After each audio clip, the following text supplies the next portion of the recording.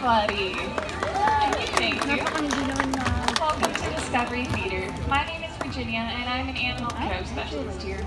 Today, I hope that you guys will at least learn one new fact about our wonderful, amazing animal ambassadors. These animals truly represent the wide diversity of species we share planet Earth with. Are you guys ready for our first animal? Yeah, all right. So he will be flying in. I'm going to ask everyone to please remain seated. Keep your hands and feet to yourself as we welcome out Vinny, our silvery-cheeked hornbill.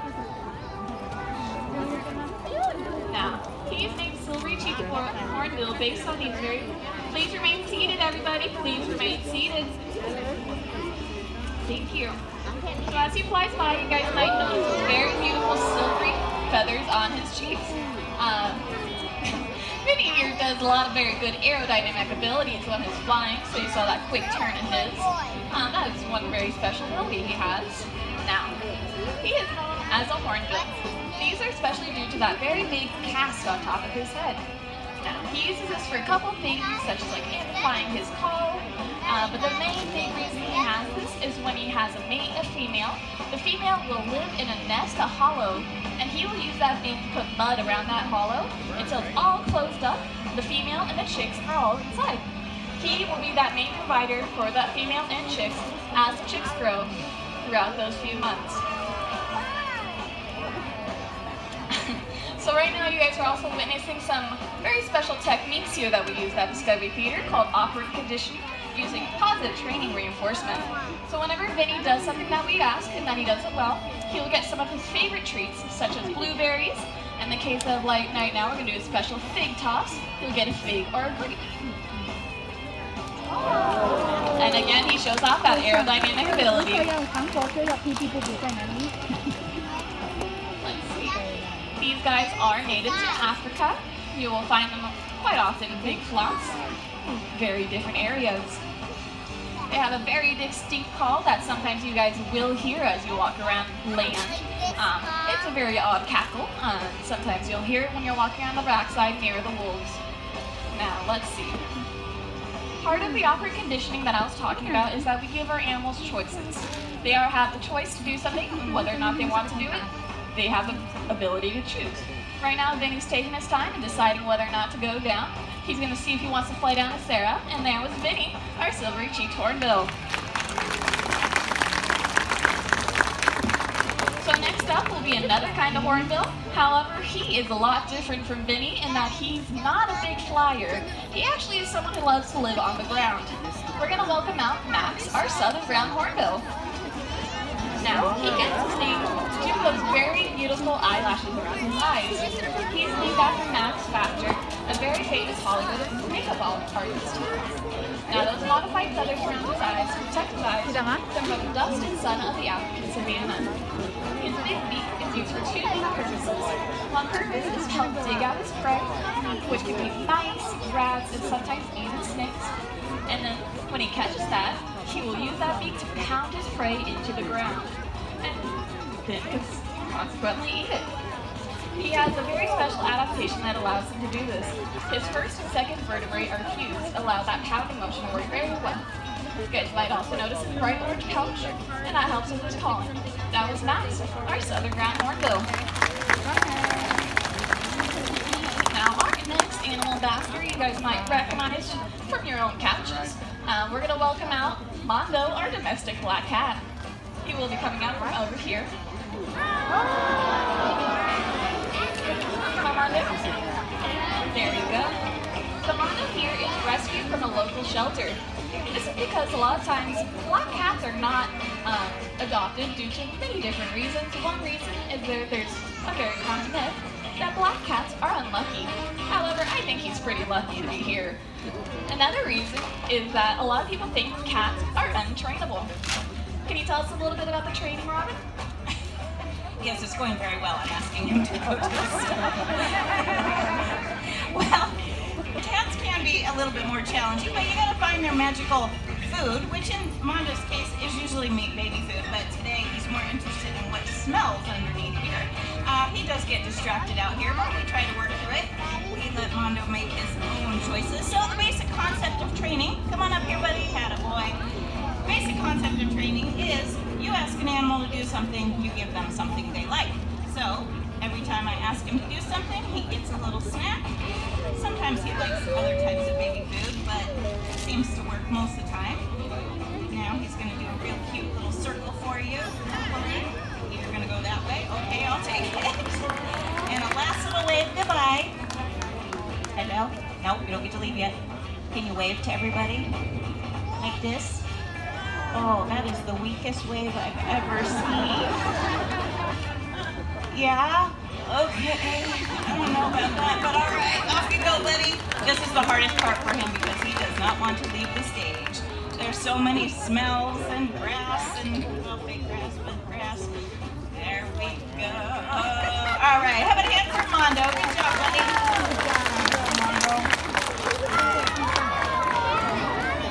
Look what I found. I found some of our Amazon parrots here. These two are excellent talkers. Amazons are known to be able to memorize hundreds of words, and these two are definitely no exception to that. In fact, she can introduce herself, so let's let her do that. What's your name? What's your name? My name is Turkey Corbin. Why, hello, Turkey.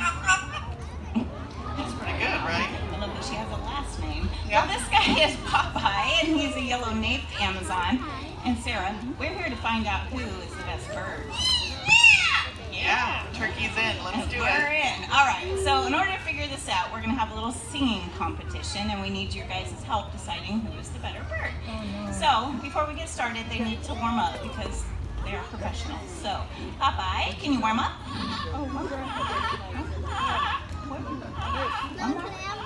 Okay, he's ready. That was a pretty good warm-up. Turkey would also like to warm up. So Turkey, can you warm up? Warm up? Oh no, she's still enjoying her delicious treat that she got earlier. It's a very tiny little sunflower seed, but you know, she can make it last Savor the sometimes. flavor. Alright, I think she's ready. Turkey, can you warm up? Warm up? Warm up? Nicely done, Turkey. Corwin. Yeah, that was really good, right? The whole scale. Alright, you ready for this? Popeye, let's hear that tune.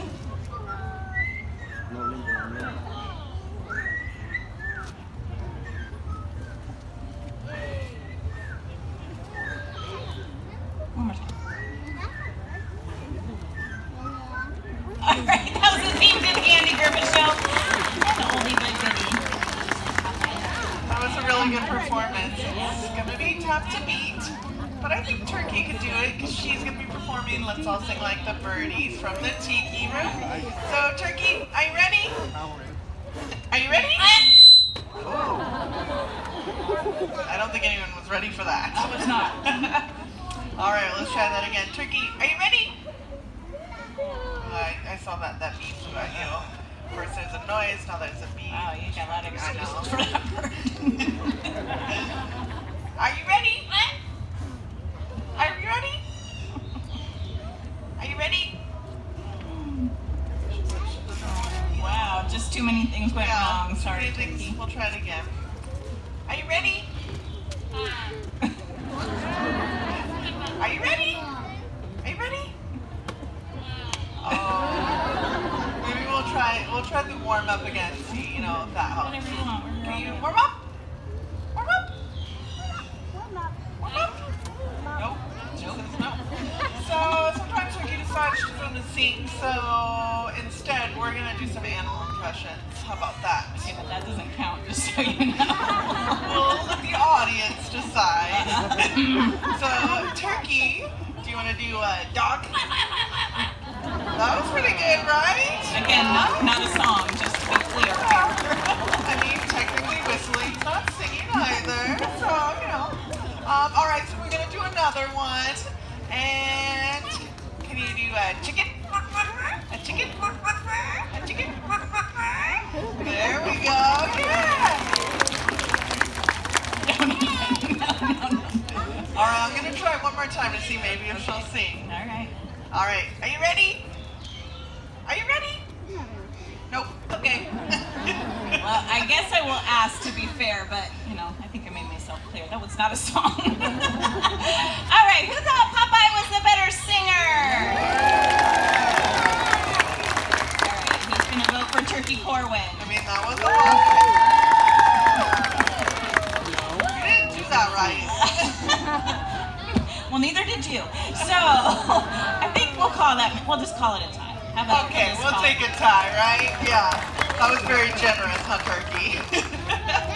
All right, well, they both did great, so why don't you head backstage? Can you say goodbye? Bye. Bye. Okay, let's see. I'm gonna hamper Turkey and Popeye.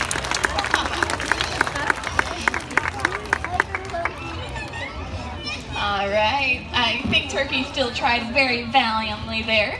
But we're going to move on to another feathered friend of ours. We're going to welcome out one of the very biggest birds we have here. She's native to South and Central America. She's a king vulture. Let's welcome out Stella. We'll have to give her a second. She's been working through some things. Her and her door are not having fun. She's just got to think about it. This is Animal Care Specialist Kira. She's trying to see if Stella's willing to come on out and work with us. We do have to give her a second. Again, this goes back to like Mondo. We give all our animals choices, and sometimes they like to take a lot of time. And that is A-okay. We are just going to work through it with her and see what happens. Now, king vultures weigh in at probably about 9 pounds. Give or take a little bit. They have a wingspan of about 6 feet, and here she comes. She's ready to show off. And this is Stella, our king vulture. Yes, she is very pretty. You guys might notice one of the very distinct features is that she has a bald head. This is very characteristic of vultures and very characteristic of a lot of scavengers. Another factor you might notice is that very weird flopping thing above her head, her beak. That is something called a caruncle.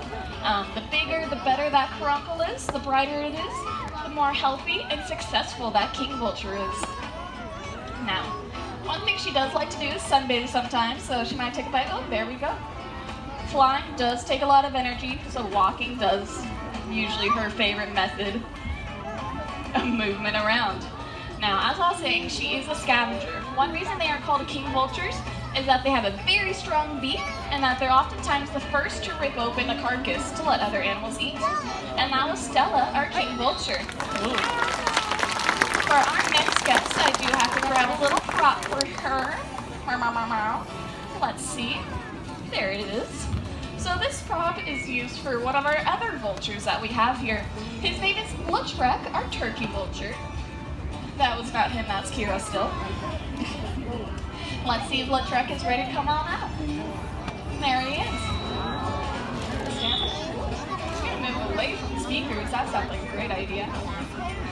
So, turkey vultures are common in North America. You guys have probably seen them around here. They're very, very common. You'll often see them flying in the sky, with big feet, just soaring around. A lot of times they don't even actually need to flap because they'll soar on thermals that are rising air. Now, what is he doing right now, Sarah? So, like you were saying, vultures like to eat carrion. So that's kind of the old dead meat that's been laying out in the environment. And so these guys help kind of clean up by eating that meat. But what they basically do when they find a carcass is they want to stick their head right into the center to get to all the good stuff. And if they had feathers on their head, they would get all gross and sticky. So he doesn't have any feathers on his head, so that he doesn't have to worry about that. And if anything does stick on his head, he can just sit out in the sun and let nature bake off any of those leftovers. And he doesn't have to worry about getting a sunburn because his head is already red. Now, another cool adaptation is the way their nares are, or as we think of them as nostrils, but for birds they are nares. Oh, we're gonna let him grab his last little treat and then walk around a little bit. Bring it with you, buddy. There you go. So as I walk by, you're probably going to notice those nares, they go straight through his face. And that is another adaptation that helps that as he's sticking his face in there and getting to all the good stuff, if anything does go in, he can just kind of shove it right out the other side. He doesn't have to worry about anything getting stuck in there. Then also if you take a look at his feet are actually red, just like his head. But if you look at them, they're kind of more of a whitish brown color. And that's because they actually go to the bathroom on their feet. Their urine is actually cleaner and more sanitary than a lot of the food that they eat. So they actually go to the bathroom on their feet to clean them and protect them from the stuff that they're actually eating. So yeah, a lot of cool adaptations there. How about a hand for Lautrec, our turkey vulture?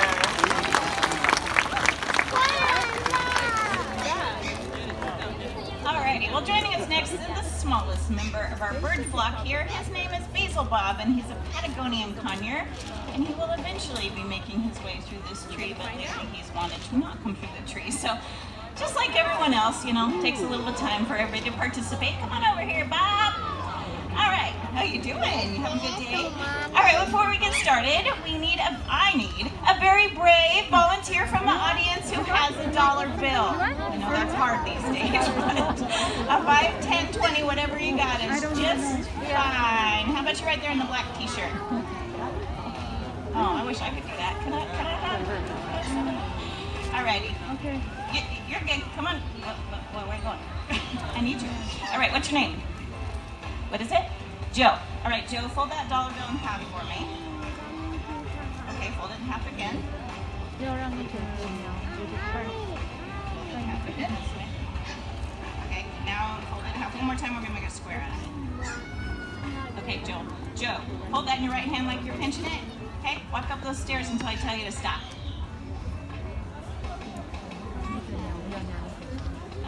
Okay, stop. Stay.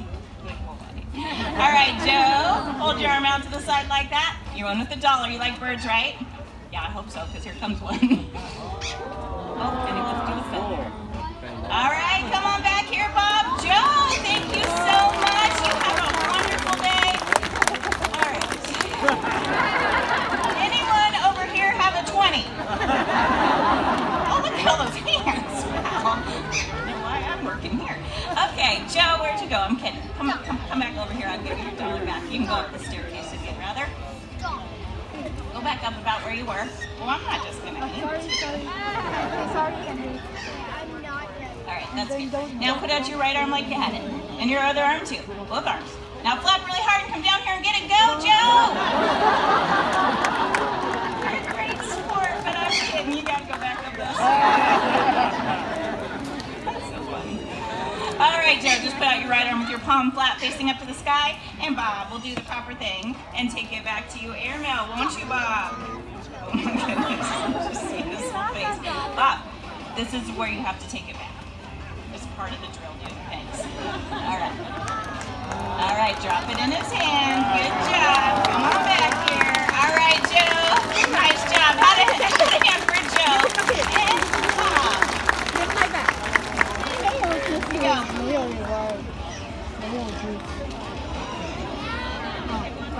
One more.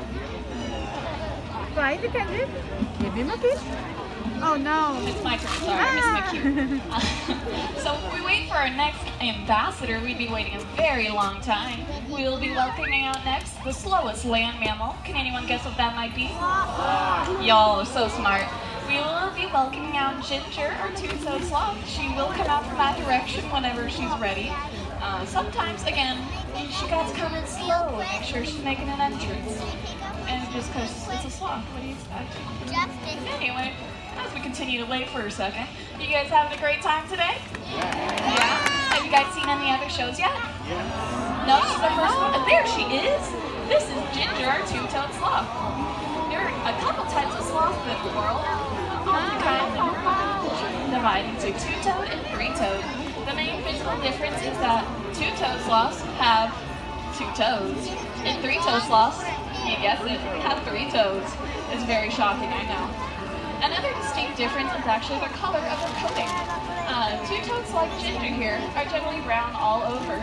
Three-toed sloths tend to have a black mask on their face, which is a little bit different. Now, these guys oftentimes spend their entire lives up in trees. The only time they leave the trees is to go to a new one if they run out of food on one. The second is if they have to go to the bathroom. These guys only go to the bathroom like once a week. Just think about that. That's, I don't think I can do that. Alright, now it's Ginger, our two-toed sloth.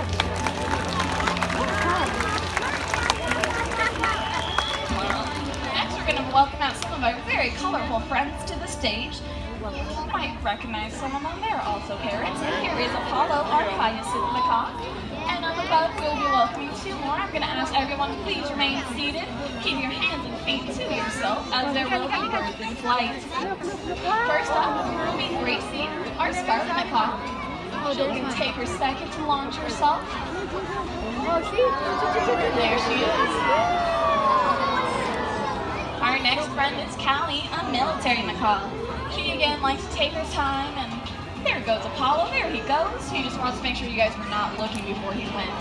And here comes Callie. Now these guys are all different species of macaws. You can tell by how different their colors are.